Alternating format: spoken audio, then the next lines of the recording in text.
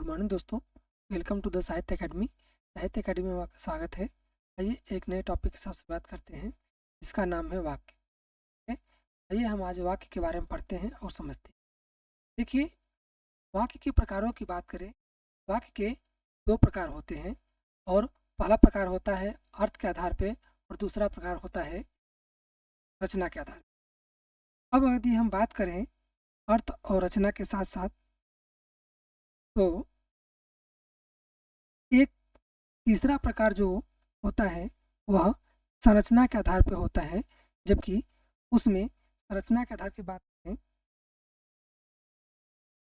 इसके दो प्रकार होते हैं। एक होता है देश के रूप में देश, दूसरा होता है विधेय। ठीक है, तो लेकिन मुख्य रूप से जो बात की जाती है वो वाक्य के दो ही प्रकार होते हैं। तो आप इस बात दो प्रकार हो, पहला के आधार पर, दूसरा पहला अर्थ के आधार पर और दूसरा रचना के आधार पर। अब बात करते हैं अर्थ के आधार पर वाक्य के प्रकारों की। तो अर्थ के आधार पर वाक्य के प्रकार जो बताए गए हैं वह कुल 8 प्रकार बताए, जिसमें से पहला होता है विधानार्थक वाक्य। विधानार्थक वाक्य या विधान वाक्य बोलते हैं। ठीक है, दूसरा होता है निषेध वाक्य या निषेधार्थक वाक्य, आज्ञावार्थक वाक्य। चौथा होता है प्रश्नवाचक वाक्य, प्रश्नार्थक वाक्य या प्रश्नवाचक वाक्य। पांचवें नंबर पे आता है इच्छावाचक वाक्य। छठवें नंबर पे आता है संदेहार्थक या संदेह वाक्य। सातवें नंबर पे आता है वाक्य और आठवें नंबर पे आता है विस्मयादि बोधक वाक्य या विस्मय बोधक वाक्य। अब आइए एक एक करके सभी प्रकारों के बारे में। अब देखिए, विधानार्थक वाक्य किसे कहते हैं?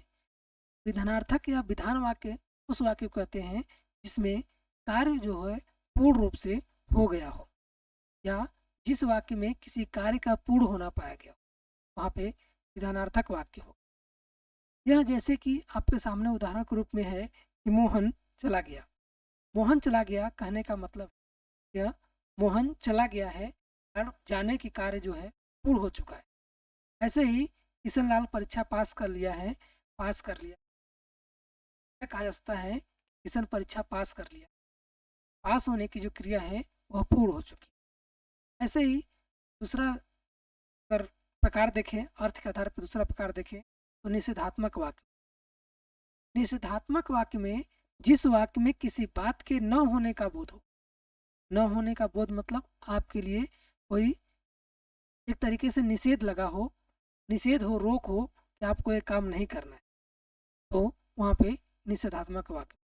जैसे में देखिए न का प्रयोग किया गया। अब वाक्य आइए हम उदाहरण के माध्यम से समझते हैं। लिखा है किसी से लड़ाई मत करो, किसी से लड़ाई मत करो निषेध है, आपके लिए रोक लगाया गया है कि आपको लड़ाई नहीं करना है। ऐसे ही का उदाहरण देखिए कि तुम्हें नहीं जाना चाहिए कहा गया है, यह भी एक तरीके से आपको रोक लगाया गया है कि आपको वहाँ नहीं जाना है। तो जब किसी वाक्य में नहीं या न लगा करके निषेध लगाया गया हो, हमें रोक लगाया गया हो, उस वाक्य को हम निषेधात्मक वाक्य कहते हैं। अब अगला वाक्य देखते हैं जो कि तीसरा वाक्य है आज्ञावार्थक वाक्य। आज्ञार्थक वाक्य उस वाक्य को कहते हैं जिसमें आज्ञा, उपदेश या आदेश दिया गया। ऐसे वाक्य जिसमें आज्ञा, आदेश या उपदेश दिया गया हो वो आज्ञार्थक वाक्य।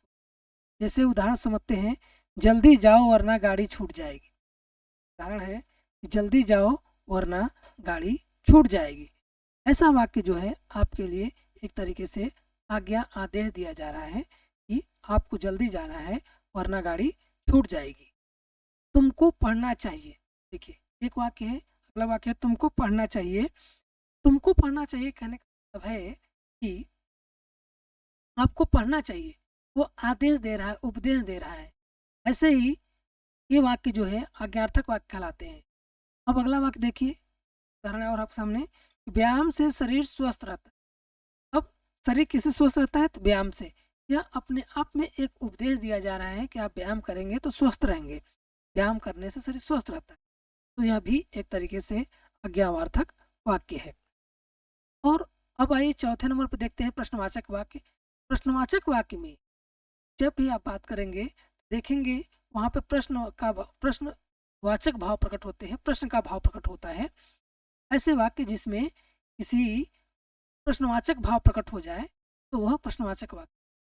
अब आपके सामने प्रश्नवाचक वाक्य में ऐसे पहचान होते हैं जैसे किसी वाक्य में क्या, क्यों, कब, कहाँ, कैसे आदि लगा हो और उसी के साथ वाक्य के अंत में प्रश्नवाचक चिन्ह लगा हो, तो यह जो है प्रश्नवाचक वाक्य हो। उदाहरण देख लीजिए, उसका क्या नाम है। यहाँ पर क्या जो है एक तरीके से प्रश्न पूछ रहे हैं और दूसरा प्रश्नवाचक चिन्ह भी लगा हुआ है। ऐसे दूसरा वाक्य देखिए, तुम क्या करते हो। तुम क्या करते हो यह पूरा का पूरा प्रश्नवाचक वाक्य है। अब अगला उदाहरण देखते हैं, इच्छावाचक वाक्य।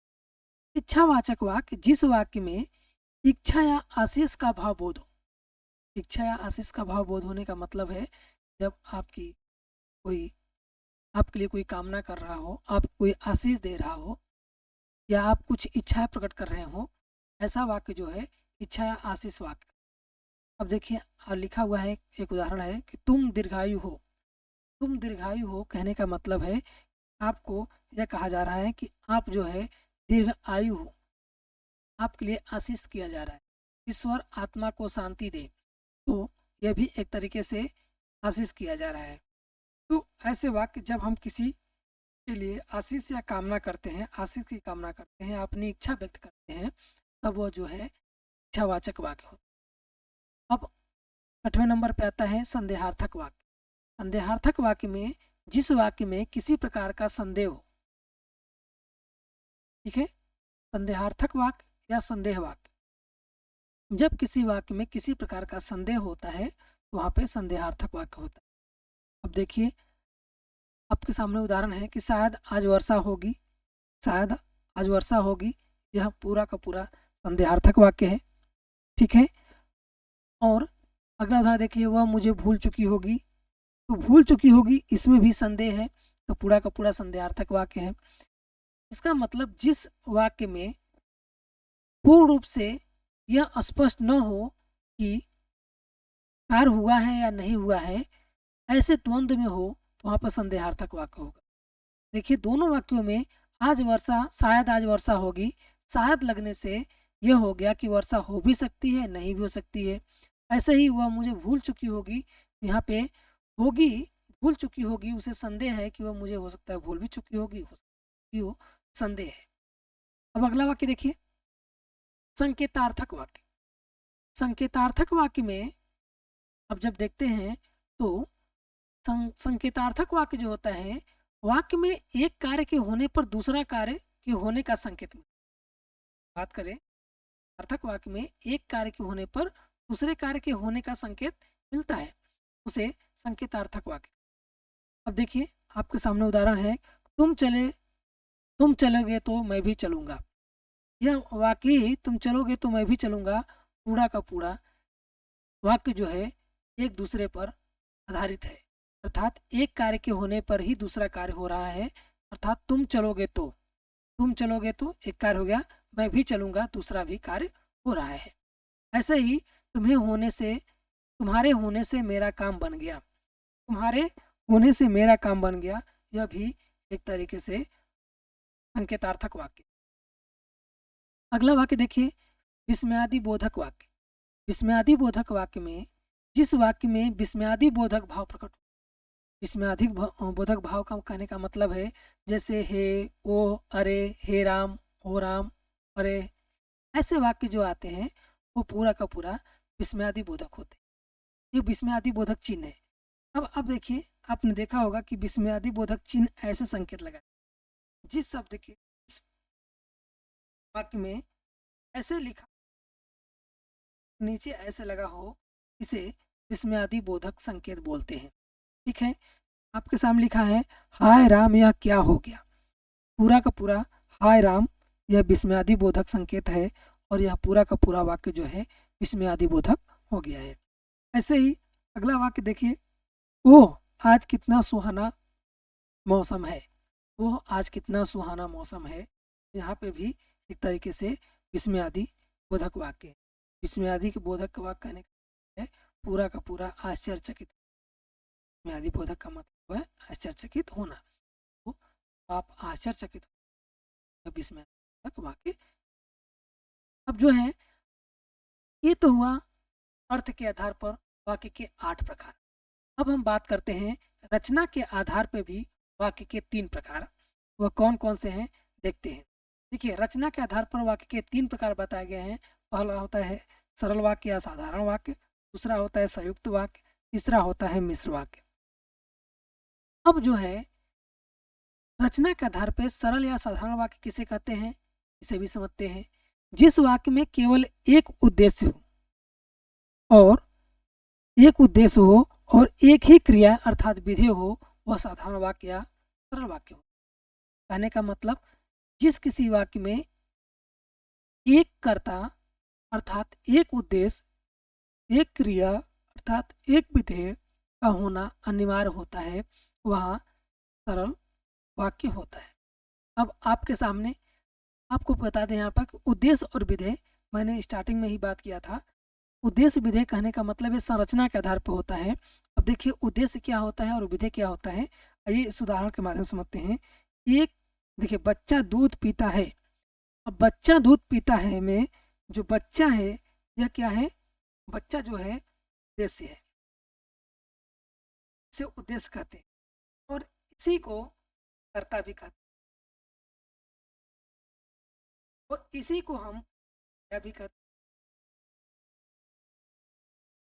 कहने का मतलब है उद्देश्य का कहने का मतलब है या तो कर्ता अर्थात संज्ञा या उद्देश्य, तीनों बात एक ही है। ठीक है, जब वाक्य में उद्देश्य की बात करें तो कर्ता की भी बात कर रहे हैं, संज्ञा की भी बात।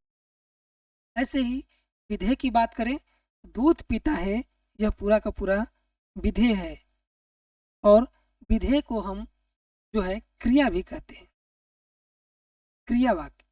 ठीक है, पीता है, देखिए पीता है पूरा पूरा क्रिया वाक्य है। दूध पीता है, अब दूध जो है कर्म है। ठीक है, तो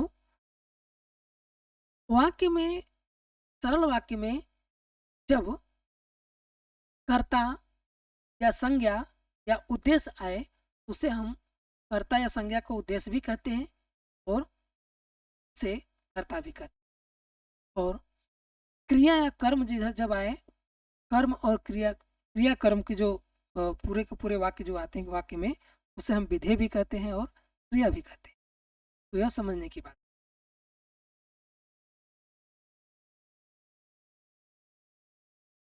अब आपके सामने दूसरा उदाहरण है, सोहन खेल रहा है। सोहन खेल रहा है, सोहन खेल रहा है। अब देखिए सोहन क्या है, आप कहेंगे कर्ता है, बिल्कुल सही। सोहन क्या है तो आप कहेंगे संज्ञा भी है, बस सही सही। सोहन क्या है तो आप कहेंगे, यहाँ इस वाक्य में सरल वाक्य में सोहन उद्देश्य के रूप में भी है, कर्ता के रूप में भी है, संज्ञा के रूप में भी है। खेल रहा है तो आप कहेंगे विधेय भी है, ये भी बात सही है। आप कहेंगे इसमें क्रिया है, बिल्कुल सही है। मिला जुला के कुल मिलाकर के वाक्य में साधारण वाक्य में एक कर्ता और एक क्रिया का होना अनिवार्य होता है। जब तक साधारण वाक्य में एक कर्ता और एक क्रिया नहीं होगा तब तक वह साधारण वाक्य नहीं कहलाएगा, अर्थात सरल नहीं कहलाएगा। अब आइए आगे देखते हैं संयुक्त वाक्य। देखिए साधारण वाक्य में एक कर्ता और एक क्रिया का होना अनिवार्य था, वैसे ही संयुक्त वाक्य में दो क्रिया दो कर्ता का होना अनिवार्य होता है, या एक क्रिया दो कर्ता का होना अनिवार्य होता है, या दो क्रिया एक कर्ता का होना अनिवार्य होता है। मतलब एक ही कर्ता जब दो कार्य अलग अलग कार्य करे, या एक ही कर्ता एक ही कार्य को जब दो अलग अलग कर्ता करे, या एक ही क्रिया को जब दो अलग अलग कार्य दो अलग अलग कर्ता कार्य करे, तो यह जो है संयुक्त वाक्य होता है। अच्छा, उसी के साथ साथ वाक्य में जो है पर, किंतु, परंतु, लेकिन और या आदि शब्द से जुड़े होते हैं। देखिए पर, परंतु, किंतु, परंतु, लेकिन और या ऐसे शब्दों के साथ जुड़े होते हैं। कर्ता कितना होना चाहिए? कर्ता क्या होगा? कर्ता एक हो, क्रिया दो हो, या कर्ता दो हो, क्रिया एक हो, या कर्ता भी दो हो और क्रिया भी दो हो। तो ऐसे वाक्य में संयुक्त वाक्य कहलाते हैं। और उनके साथ साथ कि वह पर, किंतु, परंतु, लेकिन और या शब्द से भी जुड़े होने चाहिए। ये हुई बात कर्ता और क्रिया की। अब देखिए आपके सामने उदाहरण है कि वह भाग गया क्योंकि वह दंड से बचना चाहता था। उदाहरण है, वह भाग गया क्योंकि वह दंड से बचना चाहता था। देखिए पहला क्या हुआ? वह भाग गया। भागना क्या हुआ? एक क्रिया हो गया। वह दंड से बचना चाहता था, बचना क्या हो गया? दूसरा। तो वह दो सेंटेंस हो गए। पहले वाक्य में वह जो था भागा क्योंकि वह क्या करा? दंड से बचना चाहता था। तो बचने के लिए भागा। भागना और बचना दोनों अलग अलग सेंटेंस हैं और दोनों वाक्यों को जोड़ने के लिए हमने क्योंकि शब्द का प्रयोग है। ये समुच्चय शब्द कहते हैं इसे, या इसको कहेंगे कंजक्शन का काम करते हैं। तो ऐसे वाक्यों में जब दो वाक्यों को जोड़ने के लिए पर, किंतु, परंतु, लेकिन, क्योंकि ऐसे शब्द लगे होते हैं तो वहाँ पर यह संयुक्त वाक्य कहलाता है। और अब अगला वाक्य देखें। मुझे बताओ कि तुम्हारा जन्म कब और कहाँ हुआ था। तो यहाँ भी दो वाक्य हैं। मुझे बताओ कि तुम्हारा जन्म कब, एक क्वेश्चन हो गया। दूसरा और कहाँ हुआ था, और कहाँ हुआ था दूसरा वाक्य हो गया। और दोनों वाक्य को जोड़ने के लिए हमने वो शब्द का प्रयोग किया है जो एक तरीके से समुच्चय बोधक शब्द है। ठीक है, तो यह भी एक तरीके से संयुक्त वाक्य क्रिया है। दूसरा उदाहरण देखिए। अगला, यही यह वही लड़का है जिसे बैल ने मारा। यह वही लड़का है जिसे बैल ने मारा। देखिए अब यह भी यह वही लड़का है, एक वाक्य हो गया। दूसरा, बैल ने मारा, जिसे बैल ने मारा। अब दो कार्य अलग अलग कार्य हो रहे हैं, लेकिन संकेत किस पे हो रहा है? लड़के के। वह लड़का है जिसे बैल ने मारा है। तो यह भी संयुक्त वाक्य है और जिसे इसमें जो है एक समुच्चय का काम कर रहा है। काम समाप्त करो और घर जाओ। यह भी दो काम है कि आपको पहले काम को समाप्त करना है फिर घर जाना है। मतलब एक कार्य के समाप्त होने के बाद ही दूसरा कार्य पे ही, पहली क्रिया पे ही दूसरा कार्य निर्भर कर रहा है। अब अगला देखते हैं संयुक्त वाक्य के प्रकार। अगर हम संयुक्त वाक्य के प्रकारों की बात करें तो संयुक्त वाक्य के चार प्रकार होते हैं, जिसमें पहला होता है संयोजक संयुक्त वाक्य। संयोजक संयुक्त वाक्य मतलब कहने का मतलब यह है जिसमें दो वाक्यों को जोड़ने के लिए दो वाक्य जुड़े हुए हों। एक मुख्य वाक्य से दूसरा जो संयुक्त वाक्य है या उपवाक्य है वह जुड़ा हो। विभाजक संयुक्त वाक्य, विभाजक संयुक्त वाक्य कहने का मतलब है जो एक वाक्य दूसरे वाक्य से अलग हो लेकिन वो किसी संयुक्त वाक्य से जुड़े हो। वाक्य एक ही हो लेकिन वो दो अलग अलग कार्य कर रहे हो, इसमें विकल्प हो। एक का मतलब विकल्प हो। ऐसे ही तीसरा है विरोधवाचक संयुक्त, चौथा है परिणामवाचक संयुक्त। आइए अब हम संयोजक संयुक्त वाक्य को पढ़ते हैं। संयोजक संयुक्त वाक्य में जब दो या दो से अधिक उपवाक्यों को जोड़ने का काम करते हैं और वह उपवाक्य और तथा एवं आदि शब्द से तो संयोजक वाक्य होता है। देखिए लिखा है और तथा एवं, जैसे शब्द से जुड़े होने के कारण ये जो होते हैं संयोजक उपयोग होते हैं। उदाहरण देखते हैं। मैं लखनऊ गया और मेरा भाई मुंबई। देखिए पूरा का पूरा एक वाक्य है लेकिन मुख्य वाक्य पे ही दूसरा उपवाक्य आधारित है और दो या दो से अधिक उपवाक्य भी हैं इसमें। कह सकते हैं मैं लखनऊ गया, एक वाक्य हो गया। मेरा भाई मुंबई, ये दूसरा वाक्य हो गया। दोनों उपवाक्य अलग अलग हैं, दो उपवाक्य हैं और अलग अलग हैं लेकिन वह और से जुड़े हुए हैं तो यह योजक शब्द है। योजक उपवाक्य कहेंगे, संयोजक, संयोजक संयुक्त वाक्य कहेंगे इसे। तो देखिए, शेखर बाजार गया और मेरे लिए एक साइकिल लाया। तो शेखर बाजार गया उपवाक हो गया। दूसरा, मेरे लिए साइकिल आया, उपवाक हो गया।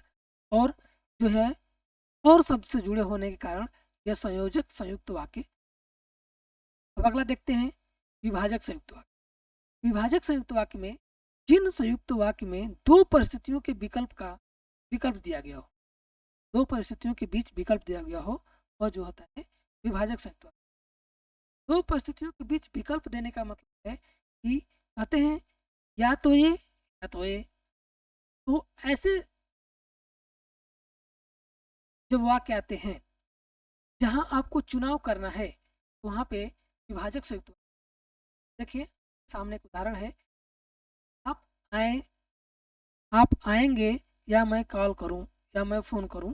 तो आप आएंगे या मैं फ़ोन करूं, तो यहाँ पर भी जो है यह जो है विभाजक संयुक्त वाक्य है। यह शब्द जो है विकल्प दे रहा है कि आप आएंगे या मैं कॉल करके आपको बुलाऊं। ठीक है। दूसरा, ढंग से काम करो अथवा नौकरी छोड़ दो। पहला है कि आपको सही से काम करना है, या अथवा या आपको चुनाव करना है कि नौकरी छोड़ दो। यह भी एक तरीके से विभाजक से। अब अगला वाक्य देखिए, बोलते हैं बोधवाचक संयुक्त। बोध संयुक्त वाक्य में देखते हैं कि जहां पर दो उपवाक्यों के बीच एक विरोध की परिस्थिति, विरोधास्पद परिस्थिति बनी, वहां पर विरोध का भाव प्रकट हो रहा है, वहां जो है विरोधवाचक संयुक्त। देखिए, अब विरोध में कहना है कि दो परिस्थिति ऐसी है, एक वाक्य जो उपवाक्य है और उपवाक्य के बीच में विरोध पैदा हो रहा है। लेकिन विरोध के साथ साथ वो वाक्य जो है पर, लेकिन, बल्कि, मगर आदि अव्यय जो शब्द होते हैं उनसे जुड़े होते हैं, तो वह भी जो है विरोध संयुक्त वाक्य होते हैं। उदाहरण देखिए, उदाहरण के रूप में देखिए, मैंने उसे बहुत मनाया पर वह नहीं माना।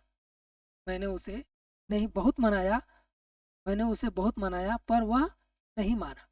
मैंने उसे बहुत मनाया, एक वाक्य हो गया, उपवाक्य हो गया। दूसरा, पर वह नहीं माना, दूसरा उपवाक्य है। और दोनों उपवाक्यों के बीच एक विरोध है, से मनाया पर वह नहीं मान रहा है। लेकिन यह वाक्य जो है पर, लेकिन, बल्कि, मगर आदि अव्यय जो शब्द होते हैं उनसे जुड़े होने के कारण यह पूरा का पूरा विरोध वाचक संयुक्त वाक्य कहलाया। ऐसे ही दूसरा वाक्य देखिए, हम जाना नहीं चाहते थे परंतु पिताजी नहीं माने। कहने का मतलब कि कोई व्यक्ति है, वो जाना नहीं चाह रहा है परंतु उसे पिताजी के कहने पर जाना ही पड़ा, तो वही विरोध पैदा कर रहा है। हम तो जाना नहीं चाहते थे परंतु पिताजी के कारण जाना पड़ा। तीसरा उदाहरण देखिए, मैं भी आपके साथ चलता किंतु मेरा स्वास्थ्य ठीक नहीं है।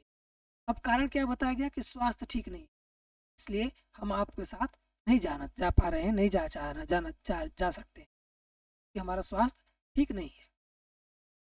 अगला वाक्य देखिए, परिणामवाचक संयुक्त। परिणामवाचक वाक्य में जब एक उपवाक्य के कार्य का दूसरे उपवाक्य के परिणाम का बोध हो जाए।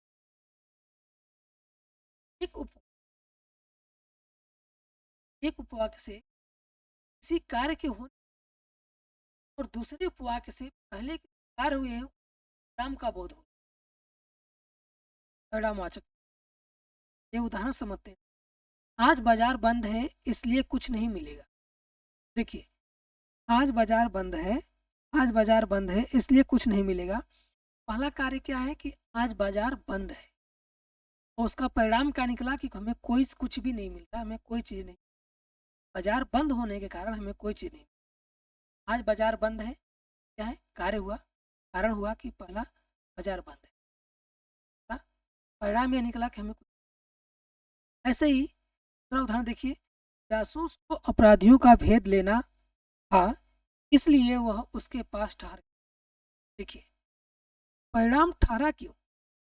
तो जासूस था, अपराधी था, जासूस को अपराधियों का भेद लेना था।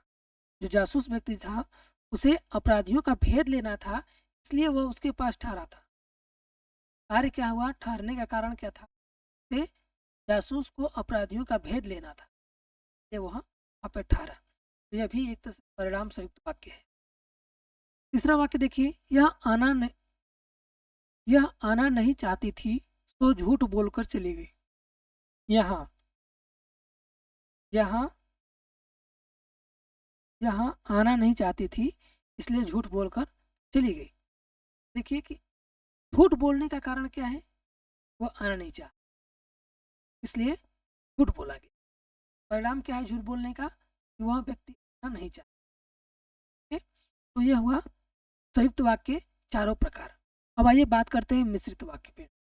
मिश्रित वाक्य जिन वाक्यों में एक मुख्य वाक्य और दूसरे एक से अधिक मिश्रित वाक्य उस मुख्य वाक्य पे आधारित होते हैं, जो किसी समुच्चय से जुड़े होते हैं, वह मिश्रित वाक्य कहलाता है। कहने का मतलब, आपके सामने एक मुख्य वाक्य रहेगा और दूसरा जितने भी उपवाक्य हैं, एक से अधिक भी हो सकते हैं, एक भी हो सकते हैं, वह सभी उपवाक्य जो है मुख्य वाक्य पे आश्रित उपवाक्य होते हैं, वहां पे मिश्रित वाक्य होते हैं।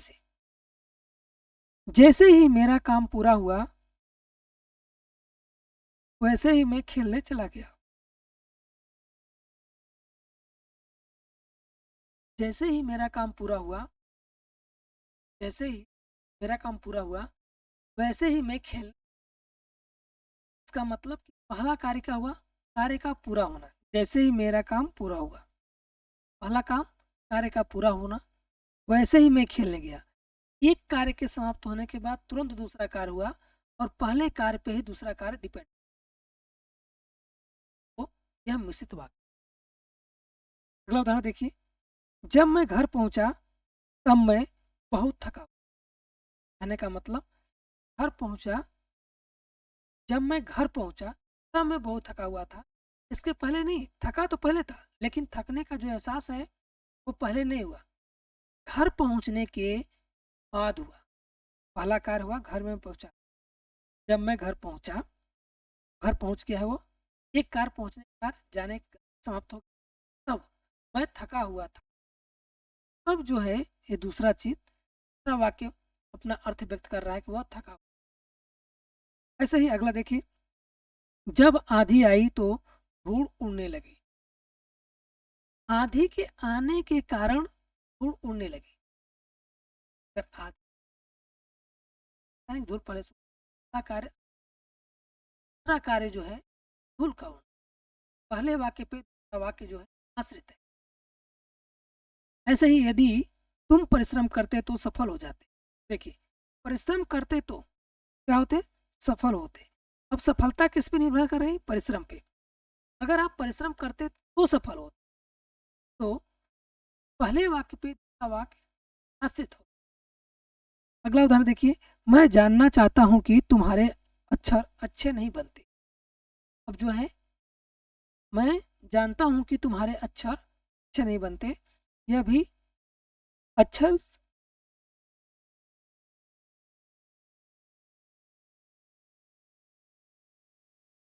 अच्छे न बनने का कारण है, वह कारण जान रहा है। तो यह भी पूरा का पूरा मिश्रित वाक्य है।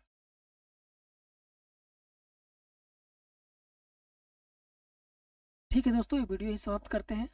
आशा करता हूँ कि वीडियो आपको पसंद आई हो, और ऐसे ही आप वीडियो को देखते रहें, लाइक सब्सक्राइब करते रहें और अपने ज्ञान का ज्ञानवर्धन करते रहें। अगली वीडियो के लिए तब तक धन्यवाद।